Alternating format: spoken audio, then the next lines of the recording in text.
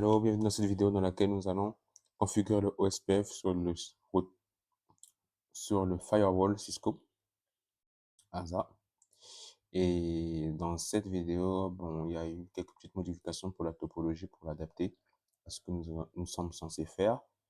Donc, premièrement, ici, vous avez vu que j'ai ajouté des routeurs, j'ai mis un nouveau firewall. Donc, les configurations au niveau du firewall seront plus ou moins les mêmes avec de différentes adresses. Donc, je vais d'abord faire les connexions.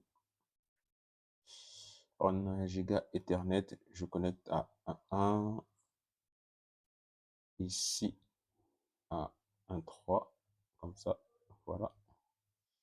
Et là, 1.1.2, comme ceci. Excellent. Donc, on va venir aussi là, Ethernet 1, voilà. Et ici, le 1, voilà. Donc, la première des choses que je vais faire, ce sont les éléments de base. Je vais je vais mettre en place le décor, c'est-à-dire tout ce qui est activation d'interface, hostname, ainsi de suite. Donc, c'est ça que je parle du décor. Et par la suite, on va configurer le SPF au niveau du routeur et par la suite au niveau du firewall, bon, au niveau des différents routeurs. Donc, ici, je vais commencer d'abord par activer les interfaces et les attribuer les noms et adresses et security level. Donc, je vais commencer par celle-ci, interface 1.1. Donc, ici, on a enable, pas de password, conf t comme ça. Et première des choses, je vais d'abord faire un hostname, c'est toujours bien. Je l'appelle firewall ASA comme ça. Je vais le nommer comme ça. Je viens au niveau de l'interface, giga 1.1. Donc, je vais faire là-bas un no-shut. Les habitudes de Cisco, vous savez déjà que lorsque je fais un no-shut et que le shutdown et que ici, il n'y a pas, ce n'est pas encore activé, bah, c'est tout à fait normal que ça reste rouge. Donc, pas de panique pour ce qui débute. Donc, à ce niveau-là, je fais IP adresse. Les adresses sont là. Donc, c'est le 10.10.10.1. Et voilà, c'est en slash 30, 255, 255 points. Et bah, puisque c'est le 30, c'est 252. Voilà. On fait, voilà, no shutdown. Non, déjà no shutdown. Name interface, donc name if. Le nom de mon interface, ici c'est le inside. Nous sommes à l'entrée. OK, security level, il a mis 0 par défaut, alors qu'ici, on fait 100% confiance. Je vais maintenant aller au niveau de l'interface Giga Ethernet 1, 2. On peut le faire depuis ici. Là, on y est. Donc, ici, étant donné qu'on n'a pas de routeur, donc vous allez voir qu'automatiquement, bah, il va passer au. Je le mets comme ça pour que vous puissiez voir. Et je fais un no shut. Et voilà, il est en pleine transition. Donc, je vais également donner une adresse. Ici, directement avec le réseau, on a 172.16.0, non, .10.1. On est en slash 28 qui est 255.240. Voilà, dans le nom de l'interface, c'est la DMZ name. OK, qu'est-ce qui se passe? Ambigu. Ah, donc il m'a fait sortir. OK, donc je vais aller au niveau de l'interface, je vais repartir. Slash 2 name if dmz. Security level, non, security level, on fait, enfin, partiellement, on peut mettre 50, 60, 70, ça passe. OK, donc là, on va faire un exit et on va aller au niveau de l'interface, GA 1/3. On commence par un no shut, je donne l'adresse. Ici, c'est l'adresse, donc, pour pouvoir le faire, ici, là, on est en, voilà, comme ça. Donc, lui, il va se trouver ici. Il va se trouver ici. Voilà, 20.20.0. Donc, c'est ce qui se trouve. on a IP adresse 20.20.20.1, 255.252. Comme ça passe. Name. If on est à l'outside. Outside. Security level 0. C'est bon.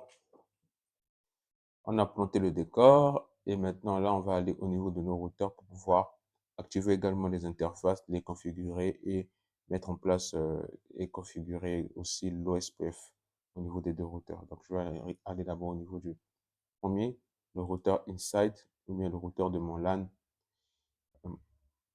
Je vais l'appeler, je vais le renommer, voilà, comme je l'ai mis sur l'étiquette R inside, donc je vais également le renommer comme ça dans le hostname. J'ai mis yes pourtant. Ah non, je mets no. Ah mince, qu'est-ce que j'ai fait? J'étais censé mettre no. CTRL C, c'est bon, on est passé. Voilà. Conf T, hostname, j'appelle routeur inside, R inside, comme ça, c'est bien. Donc je fais la conf T déjà fait. Je vais au niveau de l'interface giga 0/0 pour l'extérieur. Je vais commencer par un no-shut. Je vais donner la deuxième adresse qui est tout simplement IP adresse 10.10.10.2 255.255. Voilà.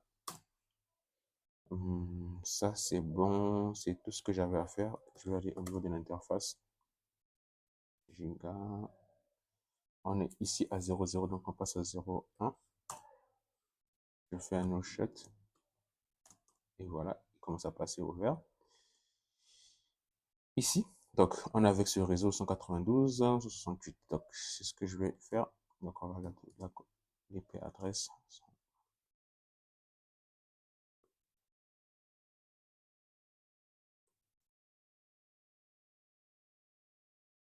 Excellent. À ce niveau-là, c'est bon. Et moi, j'ai ma technique. Pour ceux qui ont déjà suivi ma série sur OSPF, vous la connaissez certainement. Do show IP route. Voilà, ça permet d'afficher tout ça. Et comme ça, quand je configure mon OSPF, il n'y a pas de problème. Donc, on fait routeur OSPF. Voilà, on va donner numéro 10 et je fais network et j'ai pas de problème. Quand je fais le network, j'ai pas de problème. Juste avoir les réseaux connectés directement, bah, j'ai mes networks. Donc, on a 10.10.10.0, sans /30. Il faut pas oublier, /30, le wildcard, c'est 3. On a area, seule zone, area 0. Et on a également network 192.168.100.000.255. Area 0 toujours. Ok, on a configuré. C'est tout. On va faire de même à ce niveau-là. Donc on fait no. Ici, là, c'est Internet Service Provider. Conf T, je l'appelle comme ça, outside ou bien ISP, ou bien FAI pour les francophones, fournisseurs d'accès Internet. On va faire l'interface ici, celle de sortie, pour ce qui est à l'extérieur là. Donc, c'est ce qui est en 0,0. Je fais un no shut, ça passe. Ah, no shut. Voilà, donc on fait un IP adresse. Je lui donne la deuxième adresse également.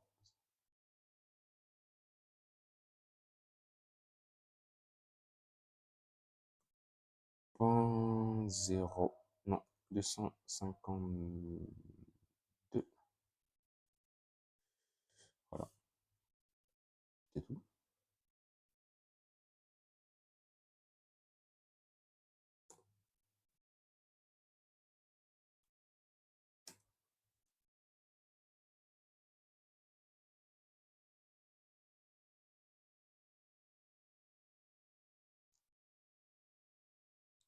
Hmm. Oui, cette interface-là, je lui donne ceci. Voilà, c'est un slash 4. Donc, je vais rester comme ça. Et je vais faire de même. Bon, là, vous connaissez déjà la technique. Je la maîtrise un tout petit peu. Donc, je vais aller directement routeur OSPF. C'est le 10.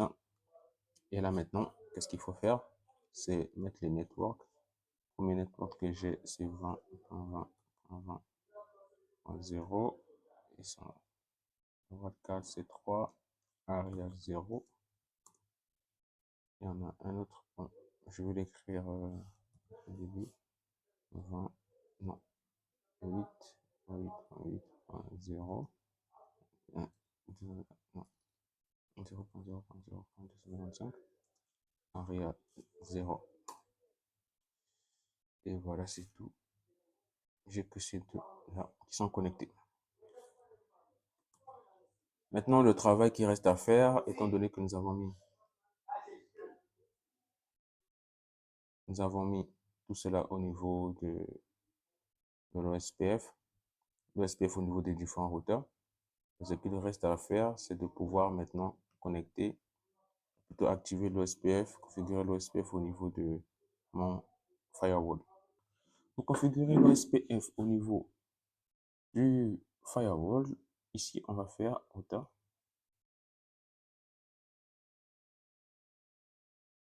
comme ça, OSPF, toujours le 10. Et c'est la même chose. On va mettre les networks. Et maintenant, ici, vous allez voir que, bon, la première des choses que je voulais d'abord faire, bon, bref, vous pouvez faire aussi un show IP route, c'est à vous de voir. À ce niveau-là, vous pouvez faire un show IP route.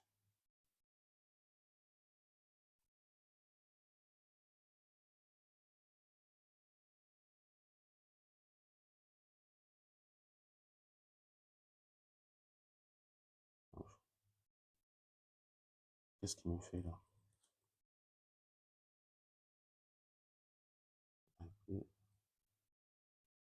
Bon, bref, je ne vois plus. Bref, on va pas trop s'attarder là-dessus.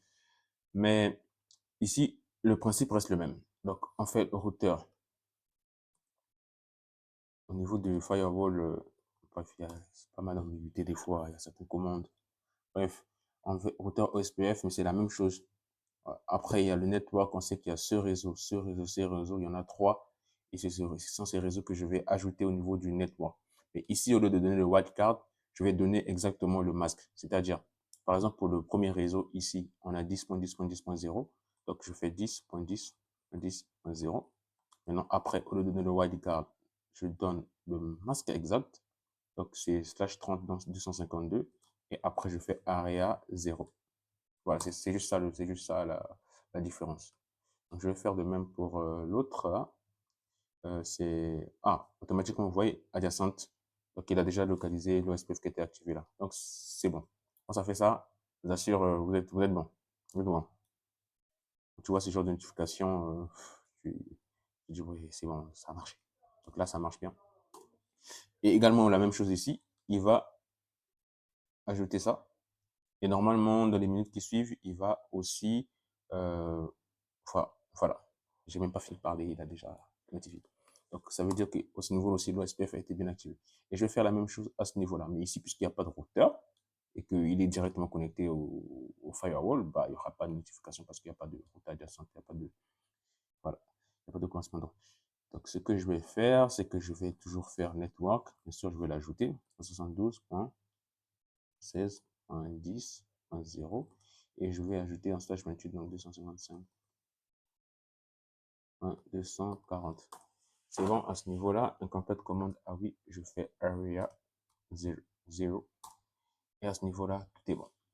Bon, normalement, vous allez me dire que, ok, super, tu as configuré le OSPF, et que voilà, tu as également mis les adresses, comme vous le voyez ici. Ben, j'aime bien de temps en temps tester avec les routeurs, ainsi de suite. Vous voyez que tout marche bien. Maintenant, puisqu'on a fait l'OSPF, c'est tout à fait normal que bah, puisque le SPF est activé, le protocole de routage dynamique, bah, donc du coup, dans le réseau, entre les différentes machines, ils peuvent communiquer sans problème. Vous allez vous rendre compte que à ce niveau-là, bah, ça marche pas. Bah, ça ne marche pas. Pourquoi ça ne marche pas? Bah, tout simplement, il y a les security levels et également les firewall policies qui doivent être mises parce que vous savez que le firewall est là pour filtrer, voilà, il est pur et par défaut, au fait, tout trafic est interdit. Et ce sera le sujet de la prochaine vidéo. Donc, n'hésitez pas à vous abonner, liker pour ne pas manquer cette vidéo-là, dans laquelle nous allons faire en sorte d'activer les firewall policies afin que les différents compartiments DMZ, les différentes zones DMZ, outside et inside puissent communiquer tout en étant, voilà, tout en gardant la sécurité dans notre infrastructure. Donc, c'était tout. On se retrouve dans la prochaine vidéo.